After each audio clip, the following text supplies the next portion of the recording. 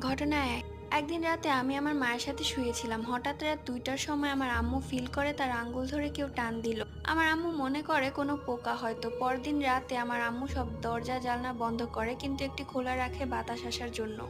রাত ২টার সময় দেখে কালো রঙের কিছু একটা পর্দার ফাঁক দিয়ে দাঁড়িয়ে আছে। আমার মা ভয় পেয়ে আমার ভাইকে বলে। আমার ভাই বাইরে যেয়ে দেখে সেখানে কেউ নেই। সিসিটিভিতে দেখা যায় সেখানে তো কেউই ছিল না, পর্দা নিজে নিজেই ফাঁকা হয়েছে। এবং ঘটনাটি লিখেছে অন্তরা। ঘটনা ২। একবার আমি ২৭শে রমজানে আমি রাত জেগে রোজা রাখার জন্য আমি সবার কাছে দোয়া চাই। তারপর আমি একটু রাস্তায় যাই।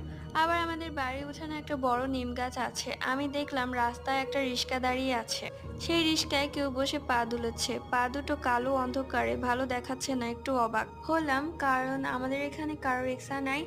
তাহলে এই রিক্সাটা কার? এটা ভেবে যেতেই দেখি একটা মেয়ের শরীর, কালো বড় বড় চুল, নখ। আমাকে দেখে একটা